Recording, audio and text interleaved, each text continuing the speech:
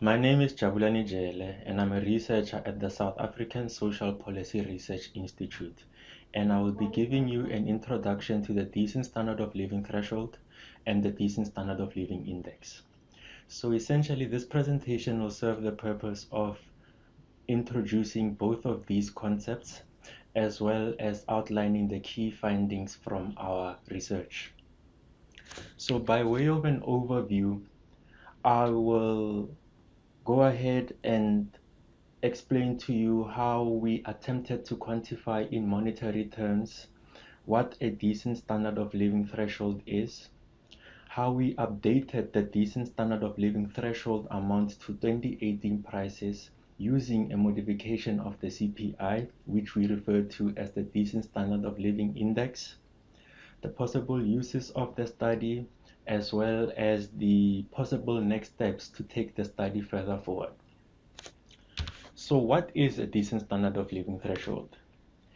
In essence, the decent standard of living threshold is a first attempt to try and quantify in monetary terms the resources required for a socially derived decent standard of living. It's an approach that tries to move away from the largely survivalist standard of living that is at the heart of many of South Africa's poverty line measures, like, for instance, the food poverty line, the lower bound poverty line, as well as the upper bound poverty line measures. It is, however, a measure that should be seen, or rather regarded, as complementary to the existing poverty line measures rather than in opposition to them. Overall, it is a threshold that seeks to fill the vacuum of us as South Africans, not having a robust measure of what it is to not merely live to survive, but to live decently. Now, there are three foundations that are underpinning this approach. And these three foundations are 48 focus groups that took place across the country, the 2006 South African Social Attitude Survey module, as well as modules in the 2008-2009, as well as 2014-2015 Living Conditions Survey. Now let's take a look at the first foundation, which was the focus groups. Now, like I said in the previous slide, 48 focus groups took place across the country, and the purpose of these focus groups was to try and ascertain from ordinary South Africans what resources they associated with an acceptable standard of life. So in other words, what types of services, what types of items of possession, as well as activities they regarded or deemed as markers of an acceptable standard of life. Now, the focus groups took place in 7 of the 9 provinces, were conducted in 9 of the 11 official languages, and were made up from participants who were male, female, who lived in urban, rural areas, high income earners, low income earners, and so on and so on. So essentially, the participant profile matched the demographics of South Africa. Now, once all the focus groups were conducted, the findings of the focus groups informed the formulation of the 2006 SASAS module on socially perceived necessities. Now, on that note, let's move on to the second foundation, which is the social attitude survey.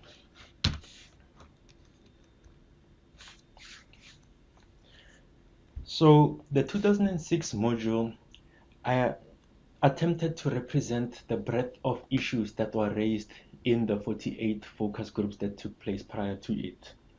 And this was done by a compilation of a 50-item list in which participants were asked to respond to which items from that 50-item list they regarded as essential to have in order to live a decent standard of life. So if I was to break down the list of 50-item questions, 33 questions were about possessions, 4 were about activities, 8 were about the neighborhood in which the people lived, and 5 were about the types of relationships they had with their friends and family. Now, having said that, it is important to note that the module did not try to attempt to address issues of quantity or quality, or who the provider of these necessities is going to be.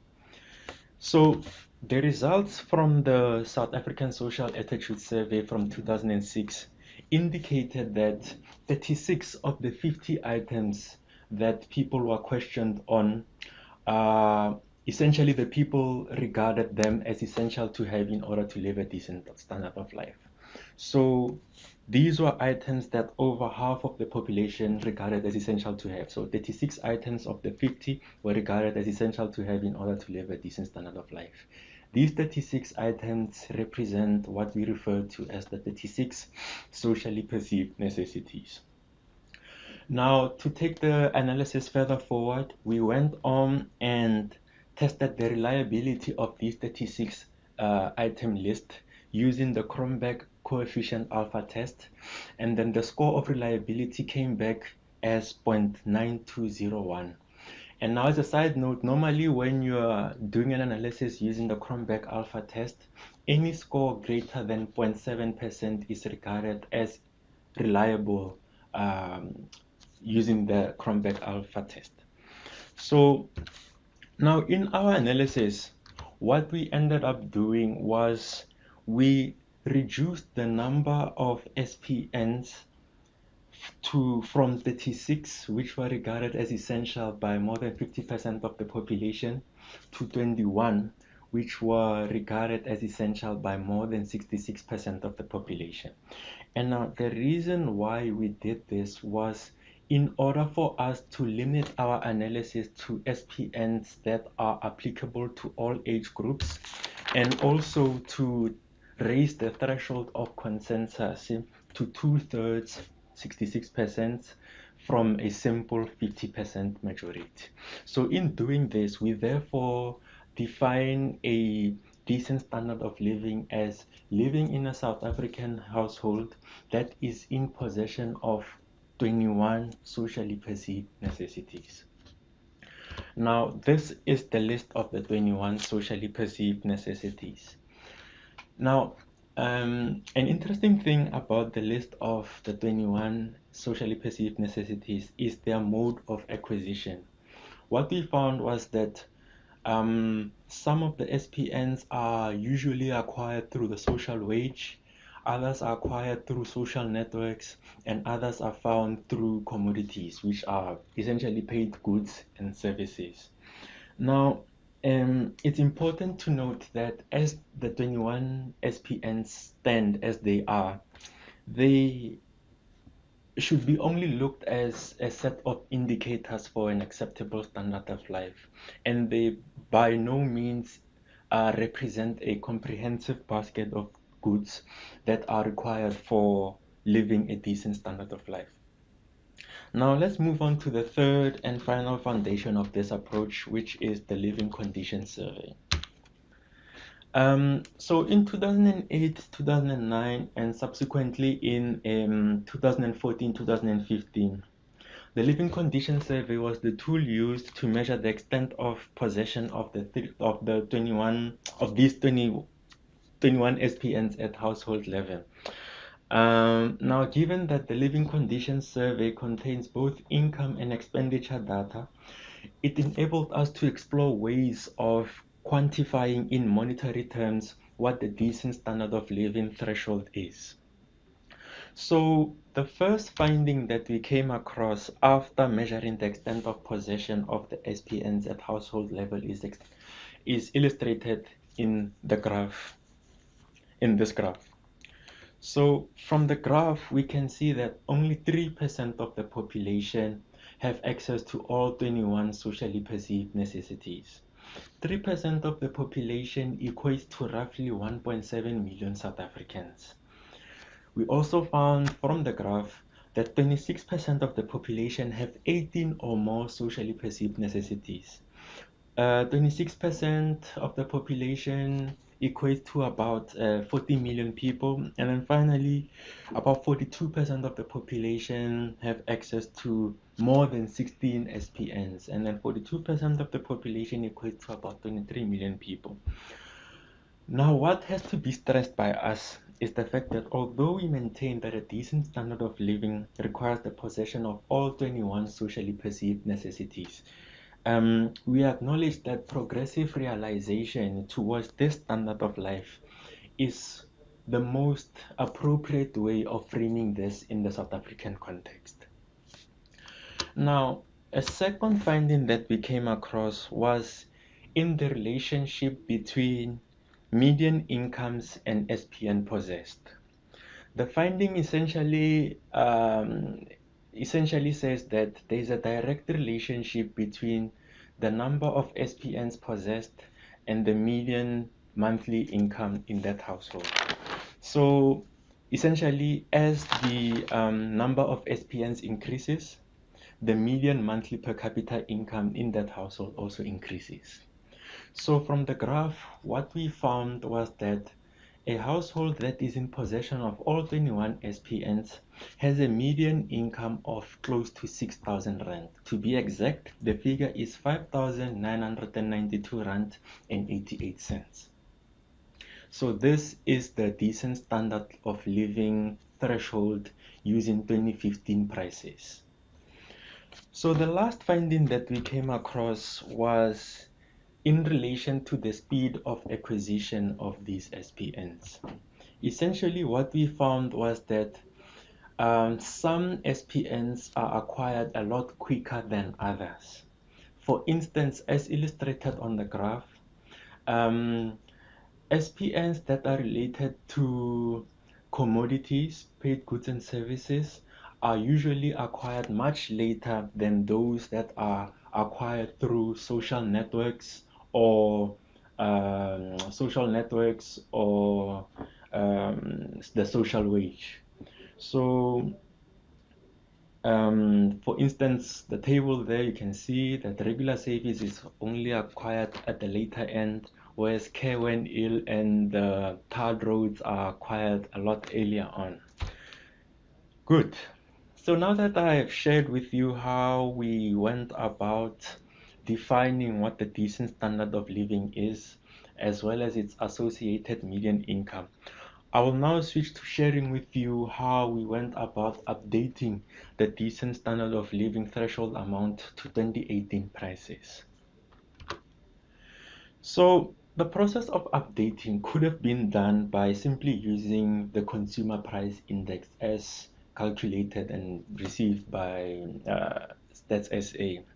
However, we took the decision to use a modification of the CPI, which we refer to as the Decent Standard of Living Index, or the DSLI. Now, the DSLI takes into account the proportions of expenditure of those with a decent standard of living threshold, in other words, those who have 21 SPNs, as well as Stats SA subcategory level indices of the CPI. Now, to get the expenditure proportions, we had to first calculate the median expenditure of each expenditure category and divide it by the total median expenditure of that SPN group. The chart, as you see it displayed, indicates the expenditure proportions of households that are in possession of all 21 socially perceived necessities. A general trend that you will see is that the proportion of expenditure that goes toward food and non-alcoholic beverages declines as more SPNs are acquired within the household. This point can be illustrated in this figure right here. A household that has less SPNs in general spends more of the proportion of the expenditure to food and non-alcoholic beverages than a household that has a lot more socially perceived necessities.